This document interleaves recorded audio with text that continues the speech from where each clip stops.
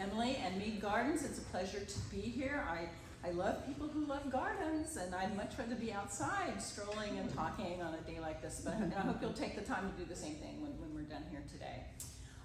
This project has been something I've been working on for over 20 years. I am a Florida history nerd and a Florida outdoor nerd as well.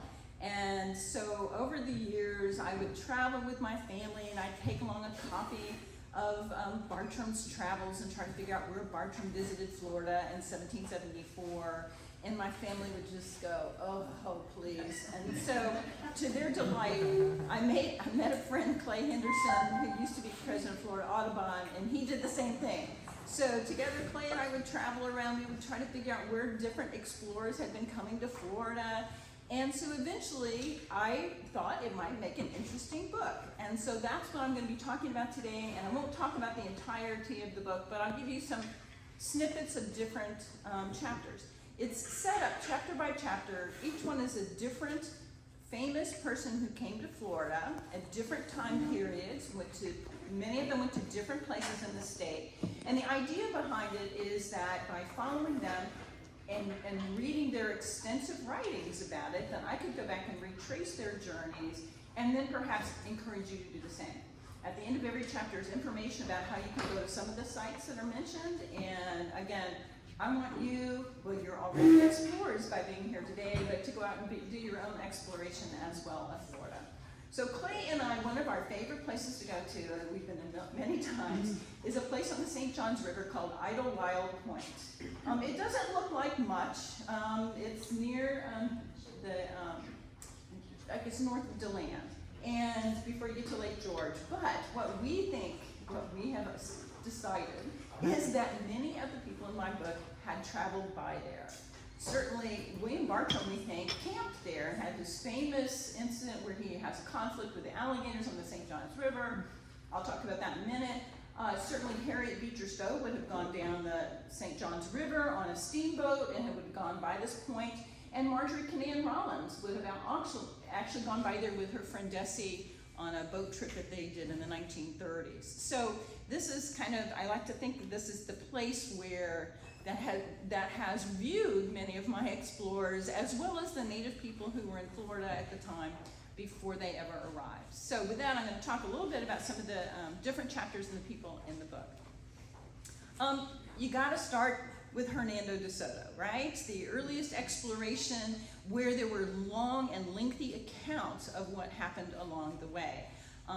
De Soto landed in Tampa Bay in 1539, which is still under debate. Lots of communities like to claim that De Soto came there, which is fine.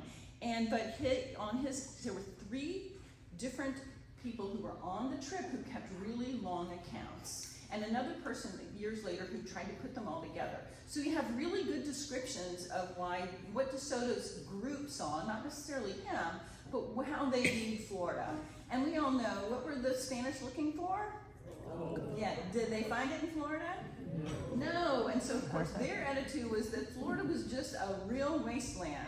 They were not finding what they came for. It was swampy. They landed in May wearing 50-pound chainmail, imagine, with horses, with over 600 people that landed, a huge entourage, and they landed in southeast Tampa Bay. Probably at this site, this is the best site that we can guess, we don't know for sure, at Piney Point, which is, as you can see, is kind of opposite St. Petersburg. Immediately, they were worried about the native people because they weren't particularly nice to the native people. And so they would enter the land, they would take over their villages, they would take all of their food, they were counting on finding food. And what they discovered early on is that Florida native people really didn't do a lot of farming until you got up to North Florida because they didn't have to. They had shellfish and fish and deer and all kinds of food available to them. And actually, to the Spanish amazement, the native people were actually quite tall, taller than the Spanish were, because they were probably really well fed.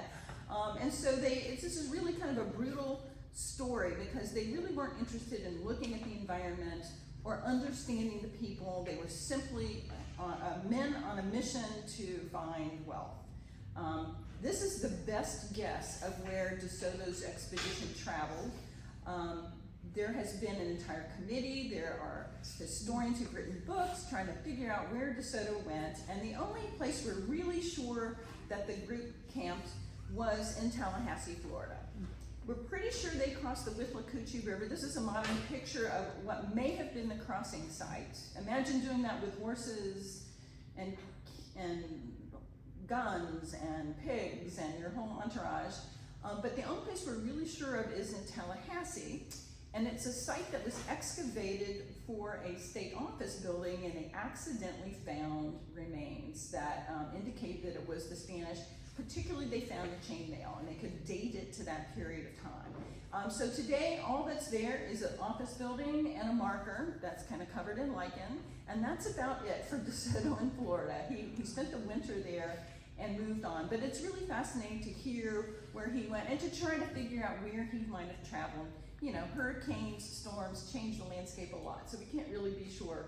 But somewhere out there is a treasure trove of artifacts, I'm sure, that some archaeologist has not found yet, but probably will soon. Next on my list is Jonathan Dickinson, who's a really interesting man. He was a Quaker whose family was all in Philadelphia, but he had been spending time in Jamaica, where his family had some plantations. And they had decided to go back after there had been a huge earthquake in Jamaica, and they had decided to go back to Philadelphia, and he and his wife and a baby, along with his slaves and a lot of other people who were on the boat, and they shipwrecked in 1696 just north of Jupiter Inlet.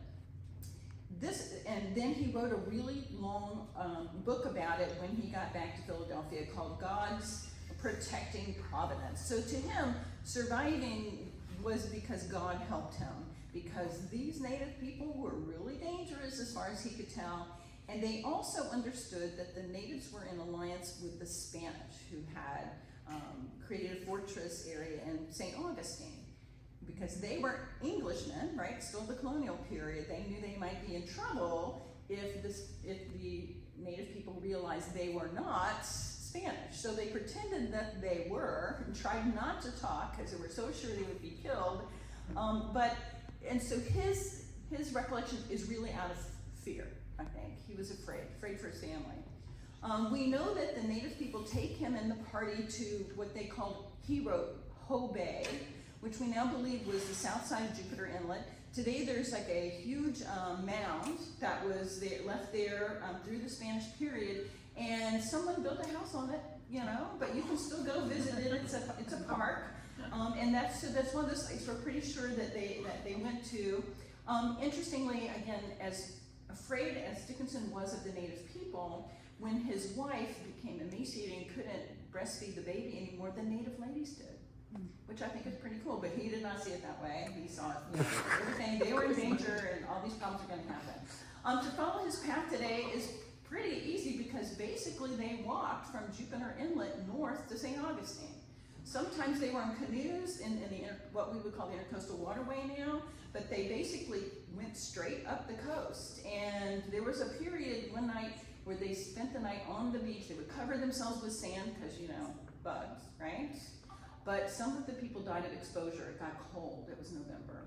When they got to St. Augustine, they were welcomed by the Spanish governor who knew, who sent them on their way, and they end up back in Philadelphia, where he becomes a really well-known business person, does very well for himself as well, and then writes this book that becomes very famous as well. William Bartram came through Florida in 1773. Most of it was in 1774. Because this was the only job he could get. Billy had failed at many different jobs, but what he did have was a talent for drawing. And his father had been a botanist for the King of England, again, still colonial times. They lived in Philadelphia, and Billy got lucky and he found a rich plant collector in England, in London, who agreed to pay for him to go into the southeast colonies and collect plants and seeds and write descriptions of flowers and things, and sent him on his way. So this was kind of nirvana for William Bartram. He came through, and did beautiful drawings. As you can see, this is one of his magnolia blooms that he did. But he's an interesting guy because, like Dickinson, he was a Quaker, but unlike Dickinson, he saw God in everything. So he actually thought that the plants were beautiful. He felt bad when he saw a mother bear killed and the baby bear cried. He has a whole different aesthetic and feeling for it because he's looking at plants, right? He's not out to find treasure or to escape, right? He is here, and much of his time he spent on a canoe with a sail on it, probably a dugout that he would travel up and down the St. Johns River. He did some land travels as well. And 10 years after he got back, he wrote a book that has a really long title. You can see the title. But we just call it Bartram's Travels. But as you can see, he came to Florida first, but then he wandered through Georgia, the Carolinas, he ended up in Alabama, and his journals are so fascinating because you can read them from many different ways. You can read them as a botanist's journal, right? But you can also read them as anthropology because he was fascinated by the native people. This is a drawing he did of a Seminole chief, which is kind of a different attitude than DeSoto and Dickinson would have had, right? He saw them as noble and kind of beautiful. And so this was, again, a different way of thinking as well. His books, especially his descriptions of Florida springs, which were so unique, inspired a lot of romantic poets in England, including William Wordsworth and Samuel Taylor Coleridge, who borrowed his descriptions in their poetry as well. And he was very well read in Europe, very well read. And in the U.S., well, it wasn't the U.S. yet, in American colonies, he was interesting, he was popular. He knew Jefferson, he knew Lewis and Clark, he was well part of that intellectual group in the Philadelphia area. On the right, you'll see his drawing of a Seminole chief, which I keep thinking maybe is Ahia.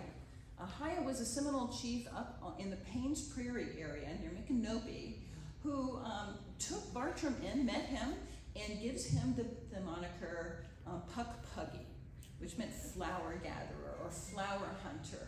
And Bartram spent time with him and his tribe. He smoked a peace pipe. He was with some American merchants and took a long look at Paynes Prairie, which is on the upper left, and wrote really beautiful descriptors of it. He saw wolves on Paynes Prairie. He saw really interesting things. And again, he's keeping a list of plants that he saw and scientific names. And when Paynes Prairie, years, decades, centuries later, became a state preserve, the state biologists who were in charge of that property went back to read Bartram to see what the preserve should look like. And they still celebrate Bartram up there every year, but it's really fascinating to carry Bartram with you and walk on the prairie and see his descriptions. Okay, maybe not for all of you, but for me, that's really exciting. And then again at the bottom, we're back to Idlewild Point, where Bartram had which Bartram described as Battle Lagoon, because he had problems with alligators, which he drew looking a little bit more like a dragon than an alligator. But he said there were so many alligators, and they were lined up in the St. Johns River, literally all the way across the river, facing all in the same direction. They were eating fish, and he said it looked like you could walk on their heads to cross the river. I knew there's a Bartram marker out here in the park. He never came to Mead Gardens, but you're allowed to put a marker up within 50 miles of his actual path. So I'm thrilled because it helps us start thinking about Bartram. And one of the really interesting things about him is that he was poo-pooed for a long time by biologists who thought he just made stuff up. They thought his whole description of how alligators were eating was bogus. He described a plant called the Ixia, the purple flower on the right, that nobody saw again until the 1930s. And guess what? Suddenly, Bartram's looking like he knew what he was talking about, and some crocodilian experts down in South America observed caimans, which are related to alligators, that were also using the same feeding behavior. So Bartram is really back in good stead now. His Franklinia plant that he found is now, and you can find on his homestead in Philadelphia, the house and gardens where he and his family lived are now a park in Philadelphia. If you ever get a chance, you should go. I've been there, it's fabulous. Okay. John James Audubon had styled himself in Europe as the American woodsman. He wore long hair, leather jackets, And he liked to create this persona because he was busy trying to sell books about American birds. Again, this is an interesting area. America is a wilderness, and a lot of people in Europe are really interested. And one of the things Audubon realized is that people really like birds. Yes? Well, yes, okay. So but his bird books are interesting in that they're not published like they are today. You publish a book and then it's sold. He got subscriptions from people who would pay for him, and that covered his travels, and then when he would come back, he would do etchings of these birds and then provide them with a copy of the manuscript. And I'm gonna digress here for just a minute.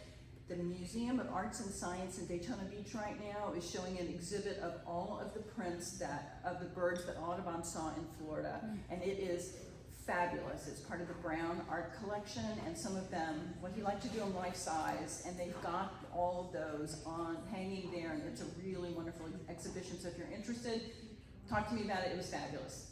Anyway, so Audubon is coming to Florida, and he's looking for cool. Yes, ma'am. Would you repeat where that is again, please? It's the Daytona Beach Museum of Arts and Science. Thank you. And on their campus, they have a museum, the Brown Art Museum, the Hyatt and C.C. Brown Art Collection, and that's the building you want to go to. They've got a great website and also you can find it. Highly recommend it. It's not even in downtown Daytona. It's really close to the airport, so it's really near interstate. It's easy to get to. Okay, we're back. We're back. All right, so he's coming to Florida. Yes? Could you move your microphone a little closer to yours? Okay, I'm sorry. Is that better? Way better. Okay, I'm sorry. Okay, so he's in Florida, he wants birds, and he wants birds he's never seen, right? And he's thinking exotic wading birds and all, and he starts off up in St. Augustine, going up and down the St. John's River, and he is immediately disappointed. And he writes back to his wife, Lucy, I don't know about these flowery sayings of Mr. Bartram. I think that, maybe he didn't know what he was looking at. And so he is disappointed again because he has a different goal. And but he's read Bartram, which I think is really interesting. When he found his nirvana, it was when he went to South Florida, particularly to the Florida Keys. And there he found all kinds of wading birds, colorful, and particularly in the Keys and in Dry Tortugas. He boated all the way out there as well. But let me say a word about Audubon. We think of him now as the symbol of saving America's birds, right? But in the time period he's there in the 1830s, he didn't have big telescopic camera lenses, not very good telescopes, and so he managed to get birds by shooting them. And sometimes hundreds of them they would shoot, and then he would take a carcass, he would put wires in it to stand it up and pose it the way he wanted it to look. Then he would draw from that. He also brought two men with him, one who was in charge of taking care of those carcasses and one who was in charge of drawing the backgrounds in his paintings. So if you go to see his pictures, and I'll show you a couple in a minute, be sure to also look at the background, because there's some really interesting historical sites that he uses in the background.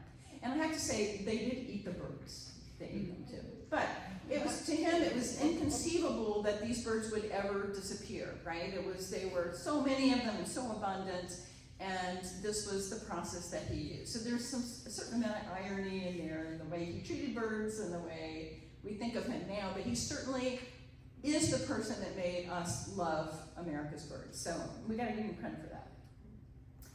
Again, he found 52 new birds in Florida. And I showed you this picture because I want you to see how big they are. He tried to make them life-size. So he had to kind of fold the flamingo down to get it to fit on the page, right? And again, in the background, they've painted wetlands areas, the roseate spoonbill, also some wetlands areas, although there seem to be mountains in that. So I think somebody forgot. But this was one of my fun trips on this following Audubon. He wrote really extensively about where he was, about the people, about the birds. And when I got to follow his trail, I had a really great time going down to the Keys. I met Jerry and Linda Lawrence. Jerry is the chief ornithologist for the Florida Audubon Society. He's been studying wading birds in the Everglades, particularly roseate spoonbills, and now he's all about, the flamingos. This past February, they counted 111 flamingos down in Everglades National Park, which is really exciting. And he took me on a tour of Indian Key, which had once been the capital of Monroe County, and we went out and we looked at birds, and it was really fun. I also went with my photographer, Bruce Hunt, who shot most of these photos, out by seaplane to Dry Tortugas, and there we got to stop and see thousands and thousands of terns and just all kinds of water birds that still nest in the Dry Tortugas. It was really amazing. And that was one of those moments I sat there and thought, this had to be what Audubon saw. This has to be what he saw. It was really wonderful. John Muir is another one of my faves, and what you may not know is that John Muir became John Muir coming through Florida in 1867. He was a young man, and he was a botanist, so he had something in common with William Bartram.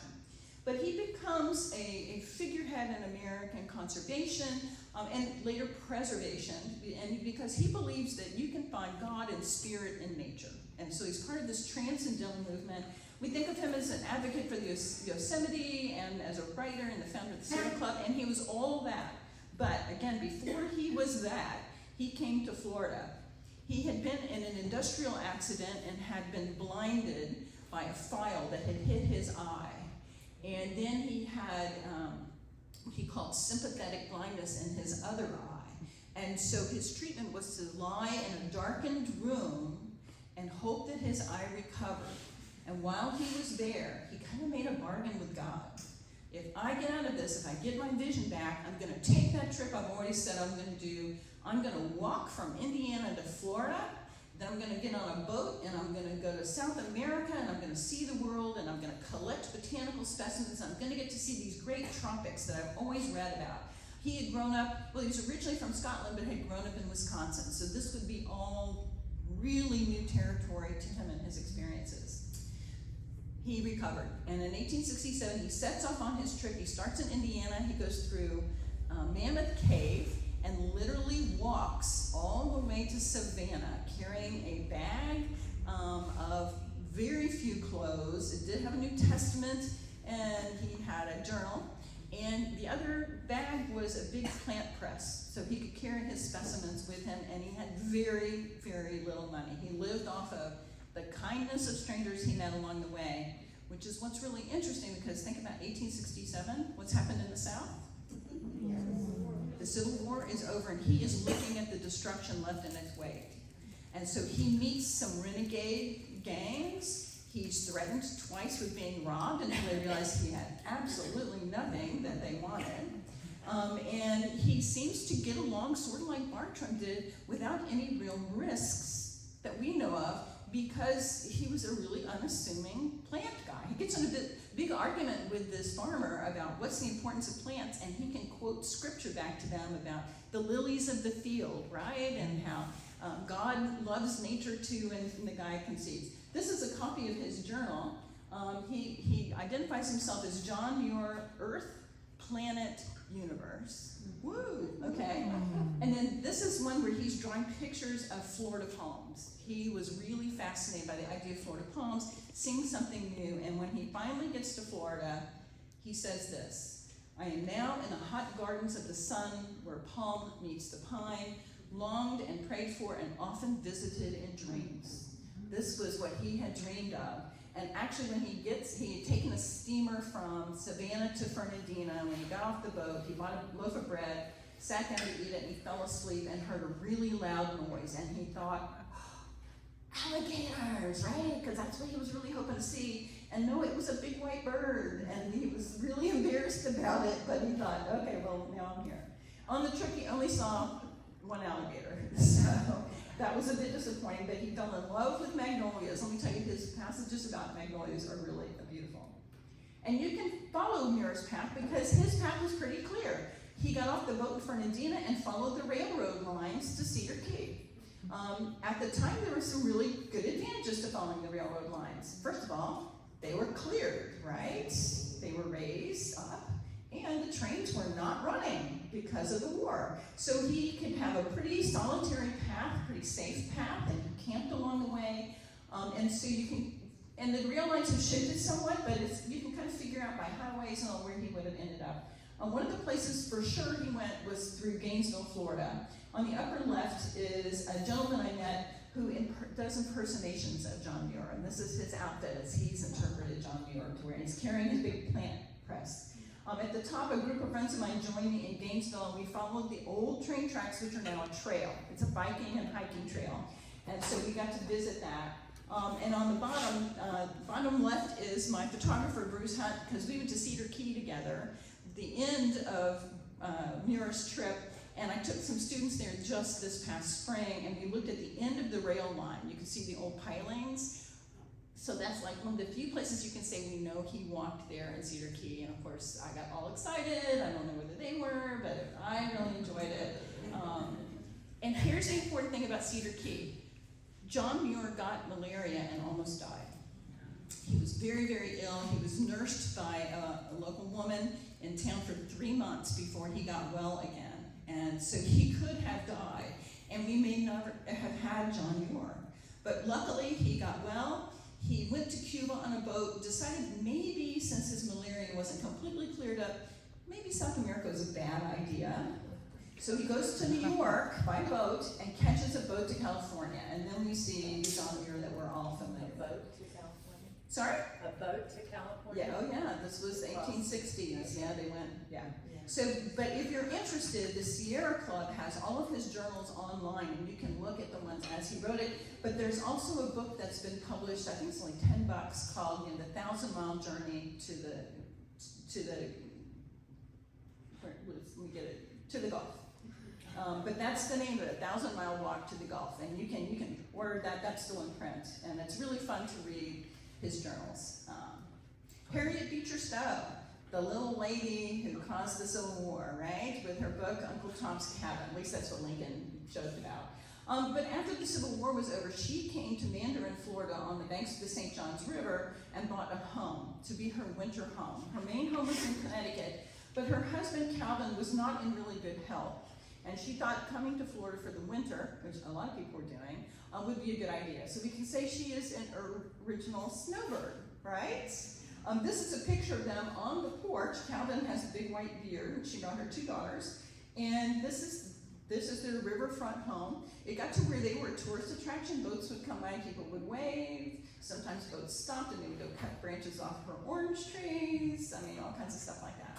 But one of the things she'd always heard about, and what a lot of tourists were doing in Florida in this period of time, was going down the river to see Florida Springs, particularly Silver Springs. That was the big mecca for tourists to Florida. So she finally, and she had gone up and down the St. Johns River, but in 1873, she finally takes a steamboat down from Palatka down the Ocklawaha River, which is a very windy, twisty river, all the way to Silver Springs. And it was an overnight journey on a wooden boat. Note how narrow it is, because the river is narrow.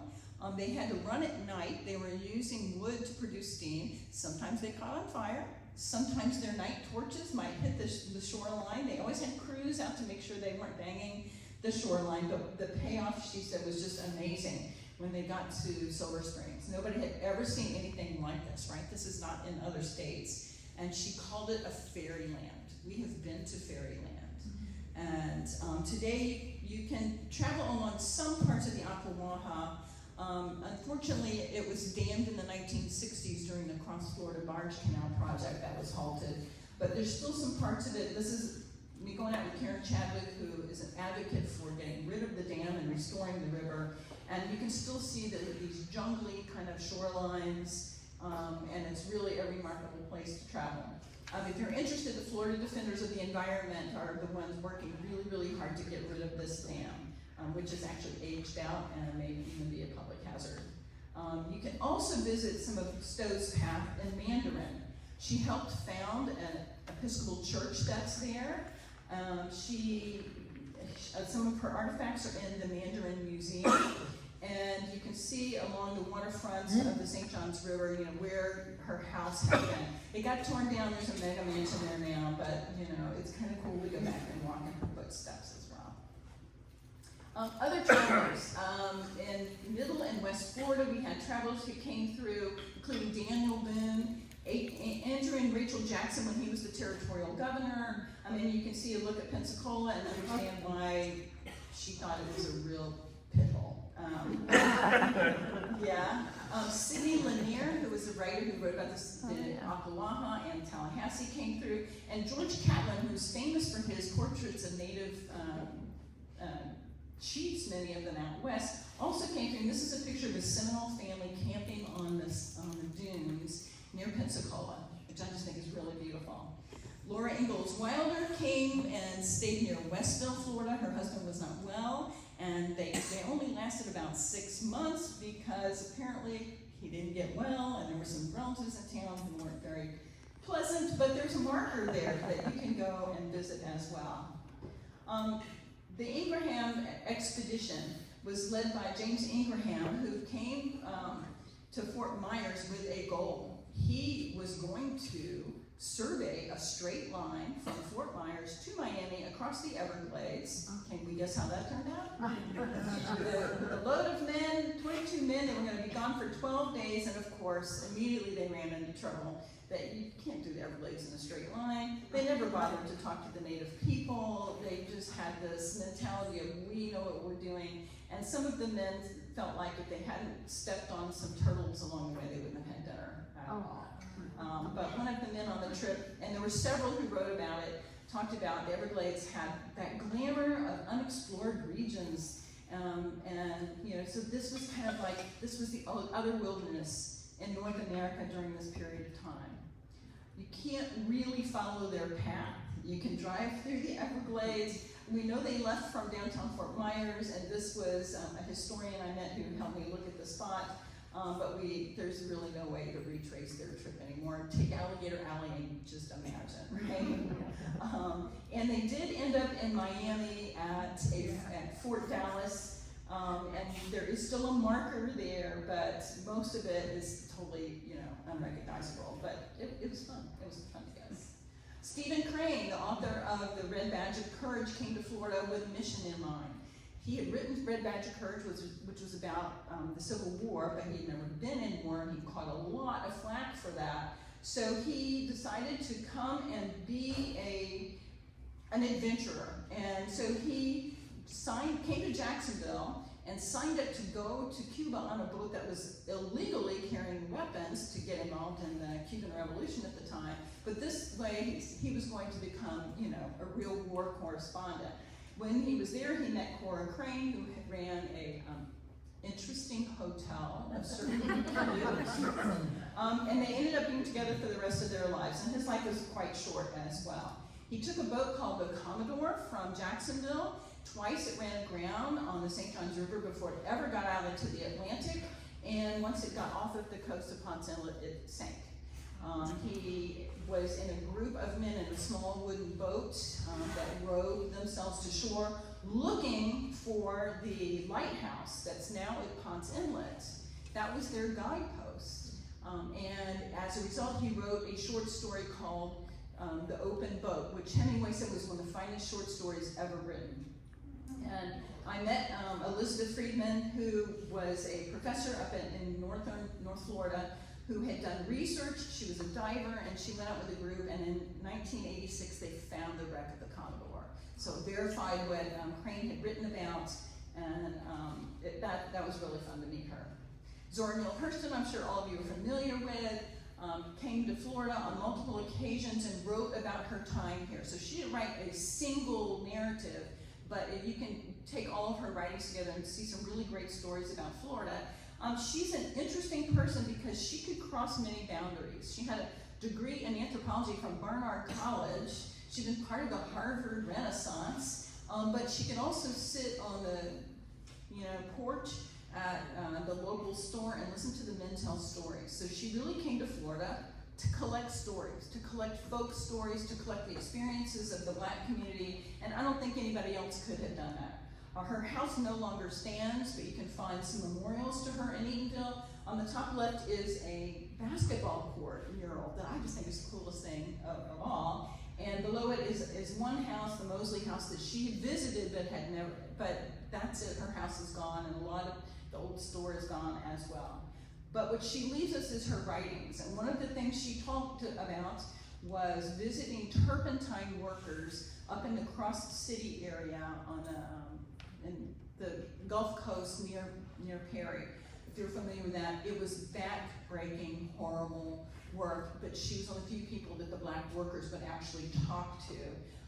And now, I took my students there, about all you can find now is a sign that says Shamrock, but that was the place where the turpentine mill was.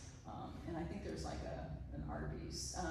But on the top right is the Everglades Cypress sawmill. She went to Osceola County too to collect stories from the workers at the sawmill. This was back-breaking work. They were cutting down huge trees and cypress trees, but then they were running it through the mill.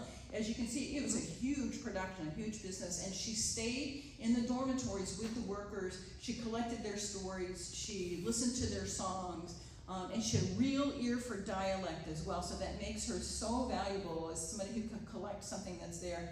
About the only marker I could find that was near where that sawmill was is in Polk County, and that's pretty much it now. It's public. This is her graveyard in Fort Pierce, which, if you're familiar with the story, Alice Walker, the famous author of The Color Purple, went looking for her grave, realized it was unmarked, and then went about memorializing it, and now the city has a whole, what they call the Dust Tracks Heritage Trail. Dust Tracks on the Road was her autobiography title. And so you can go to Fort Pierce, you can go to her cemetery. On the far right is the last house where she lived.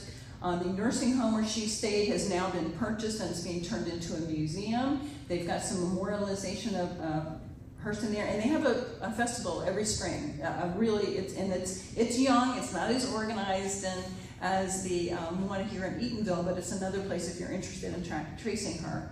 Marjorie Canaan Rawlings, I have to confess, I am a huge fan. I'm on the board of her trustees of her literary society, but this is really one of the reasons that I even started this in the first place is I had read her book, Cross Creek, where she takes a trip with her friend Desi on the St. Johns River, and I traced it, and it kind of led me into all things Rawlings. You can visit her home. She and her husband purchased it in 1928 in an orange grove. It came from Rochester, New York. And they thought for sure they bought an orange grove, they would be able to sit and do all their writing, and the orange grove would pay for their lifestyle, right? We know how that goes, right? And within several years, she had lost all of her inheritance. They had spent all their money, but she had started finding success in writing about the local people in Cross Creek. Here's an example of her manuscript for the Yearling, which won the Pulitzer Prize in 1939. And her book, Cross Creek, is a collection of stories about the local community. You can go up, this is from the University of Florida Archives, you can go up there and all of her papers are there now. I got involved in a documentary all about Marjorie and called In Marjorie's Wake, mostly because I owned a boat. So that's why I had to go. But we made a documentary, and from that, and writing magazine articles about the trip, I was offered a job adjuncting at Rollins College, went back and got my PhD, ended up now teaching at Rollins College, where I still teach Cross Creek. So she's been part of my life as well. So there, I've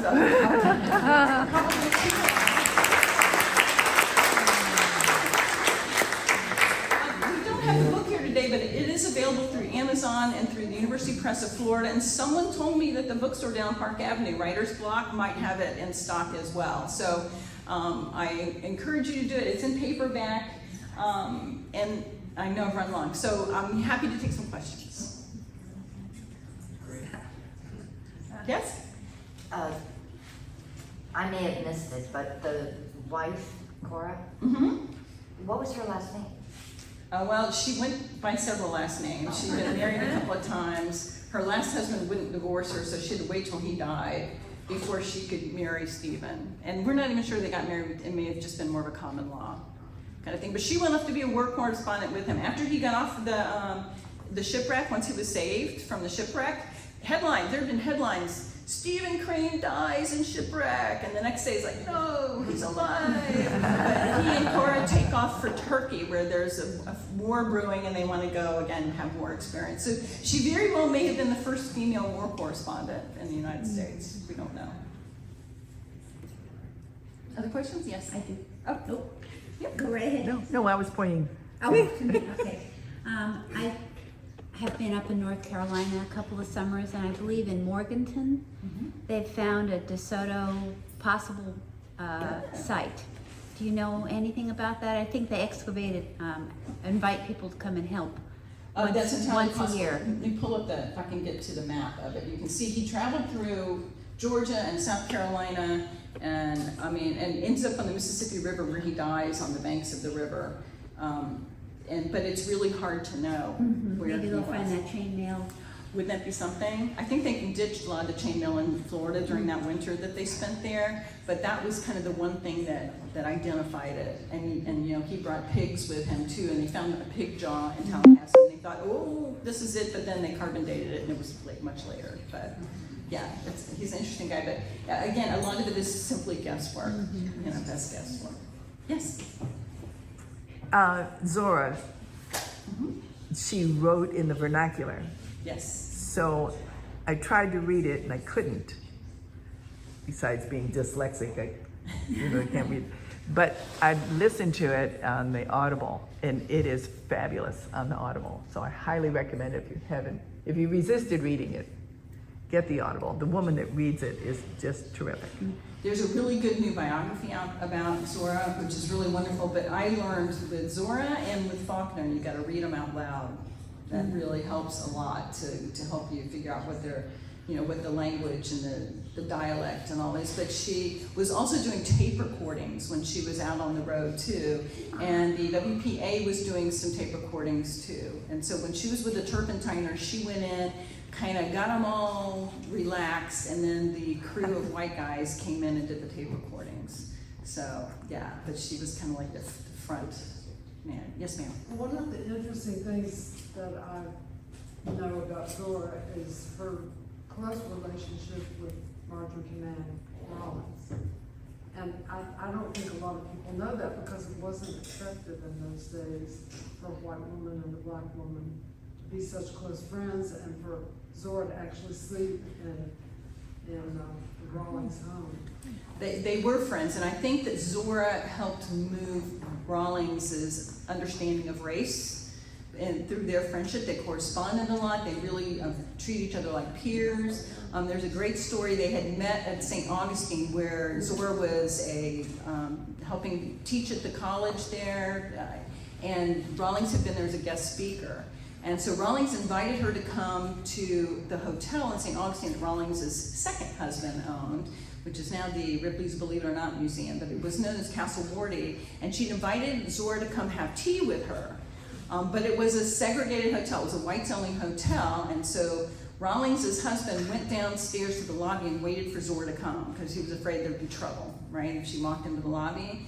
And finally, after waiting an hour, he called upstairs to Marjorie and said, look, she's not here, I don't know where she is. And Rawlings said, oh, she's been here forever, we're having a great time. She'd come up the servants' elevator, recognizing the trouble that could happen. But they became really good friends after that, and I think it really made Rawlings more racially aware of what was going on. There's been a great book written about it by Anna Lilios from UCF called, I think it's called Across the Creek, about their friendship.